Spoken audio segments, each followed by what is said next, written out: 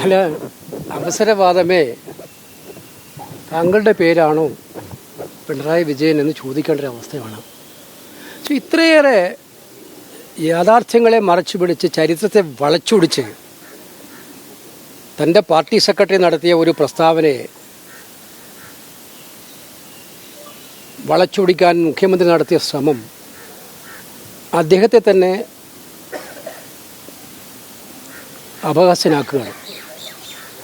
CPM-ൻ്റെ പൂർവ്വകാല ചരിത്രം അറിയുന്ന എല്ലാവർക്കും അറിയാം ഈ കാര്യങ്ങൾ എന്തൊക്കെയായിരുന്നു. എന്തുകൊണ്ടാണ് സുന്ദരയ്യ രാജിവെച്ചത്? രാജിവെക്കാൻ ആധാരമായ 10 കാര്യങ്ങളിൽ അദ്ദേഹം ആദ്യത്തെ കാരണം പറഞ്ഞത് എന്താണ്? CPM-ൻ്റെ ജനസംഘവുമായും RSS-ഉമായുള്ള ബന്ധം പാർട്ടി കേന്ദ്ര കമ്മിറ്റിയിലെ ഭൂരിപക്ഷം ആളുകളും ആഗ്രഹിക്കുന്നത് പാർട്ടിയെ കരുത്ത നാശത്തിലേക്ക് നയിക്കും, അതുകൊണ്ട് രാജിവെക്കാൻ ആഗ്രഹിക്കുന്നതാണ് അദ്ദേഹത്തിന്. സുന്ദരയ്യയുടെ പ്രസ്താവന തന്നെ പാർട്ടി ജനറൽ സെക്രട്ടറി ആയിരുന്ന ഒരാളുടെ കത്തിലെ തന്നെ ആദ്യ വാചകം അതിന്ന് പബ്ലിക് ഡൊമൈനിലുണ്ട്, നോക്കിയാൽ അറിയാം. സാക്ഷാൽ പിണറായി വിജയൻ തന്നെ 77 മത്സരിച്ചത് ആരുടെ പിന്തുണയോടുകൂടിയായിരുന്നു? അതേ MLA ആയത് കൂത്തുപറമ്പിൽ. അതിനവർ പുതിയ പേര് പറഞ്ഞത് ജനതാ പാർട്ടിയായിരുന്നു. ജനസംഘവും എല്ലാം കൂടി ജനതാ പാർട്ടി. അദ്വാനിയും വാജ്പേയിയും തന്നെയല്ലേ അന്ന് ജനതാ പാർട്ടിയുടെ നേതാക്കന്മാരിൽ പ്രധാനികൾ.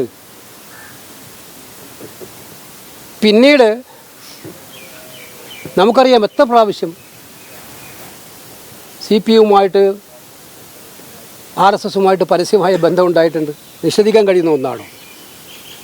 ഞാൻ തെളിവോട് ഇന്നിപ്പോൾ എൻ്റെ FB പോസ്റ്റിന് കൃത്യമായിട്ടുള്ള കത്തുകളോട് മുഖ്യമന്ത്രിക്ക് അയച്ച കത്തിൽ കൃത്യമായിട്ടുള്ള കാരണങ്ങൾ വിലയിരുത്തിയിട്ടുണ്ട്. ഓരോ ഇൻസ്റ്റൻസസ് പറഞ്ഞിട്ടുണ്ട്. തെളിവുകൾ ആവശ്യമുണ്ടെങ്കിൽ മുഖ്യമന്ത്രിക്ക് മുന്നിൽ തെളിവുകൾ ഹാജരാക്കാം.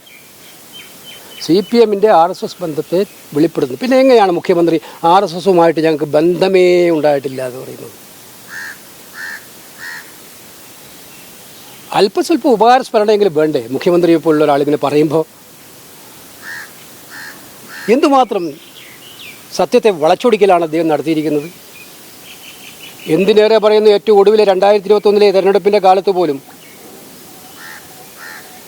ഓർഗനൈസറിൻ്റെ മുൻ എഡിറ്ററായ ബാലശങ്കറിൻ്റെ വെളിപ്പെടുത്തലുണ്ടായിട്ടുണ്ടല്ലോ.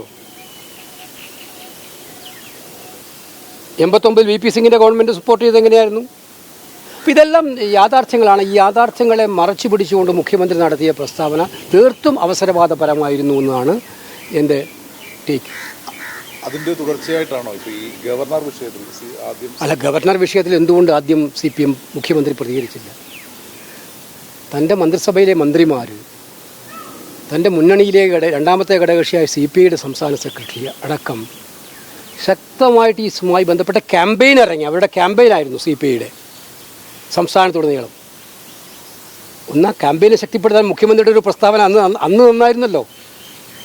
തിരഞ്ഞെടുപ്പിൽ CPM സെക്രട്ടറിയുടെ പ്രസ്താവന വന്ന് വൈകുന്നേരം അതിൻ്റെ ഡാമേജ് കൺട്രോളിന് വേണ്ടി എടുക്കുന്ന ഈ പ്രസ്താവന ഒരു 10 ദിവസം മുമ്പ് നടത്തിക്കൂടായിരുന്നോ? അപ്പോൾ എവിടെയാണ് ആത്മാർത്ഥത? സത്യമാണ്, രാജ്ഭവനിൽ നടക്കുന്ന സംഭവ വികാസങ്ങൾ ആർക്കും അംഗീകരിക്കാൻ കഴിയുന്നതല്ല. കേരളത്തിലെ രാജ്ഭവനിൽ നടക്കുന്ന സംഭവ വികാസങ്ങൾ ആർക്കും അംഗീകരിക്കാൻ കഴിയില്ല. അതിന് ആദ്യം പ്രതികരിക്കേണ്ടത് മുഖ്യമന്ത്രിയല്ലേ. നിങ്ങൾ തമിഴ്നാട്ടിലെ സ്റ്റാലിനൊക്കെ കണ്ട് പഠിക്കുക, എങ്ങനെയാണ് രാജ്ഭവനുമായിട്ട് രാഷ്ട്രീയ ആശയ സമരം നടത്തുന്നത് എന്നുള്ളത്. സ്റ്റാലിന് പിൻവാതിലൂടെ നടപടികളോ ഇടപാടുകളോ ഒന്നുമില്ല. അതുകൊണ്ട് ഡയറക്റ്റായിട്ട് പറയുന്നു. ഇവിടെ ഒന്നും പറയുന്നില്ല. ഇപ്പോൾ ഗത്യന്തരമില്ലാതെ പാർട്ടി സെക്രട്ടറി ഒരബദ്ധം പറഞ്ഞു എന്ന് അവർ പറയുന്നു, സത്യം പറഞ്ഞു എന്ന് ഞങ്ങൾ വിശ്വസിക്കുന്നു. അപ്പോൾ അത് മറികടക്കാൻ വേണ്ടി നടത്തിയ ഒരു മലക്കം മറച്ചിലിനായിരുന്നു ഇന്നലെ വൈദ്യുതി ശ്രമിച്ചത്. പക്ഷേ അത് അദ്ദേഹത്തെ കൂടുതൽ അപഹാസ്യനാക്കുകയാണ് ചെയ്തത്.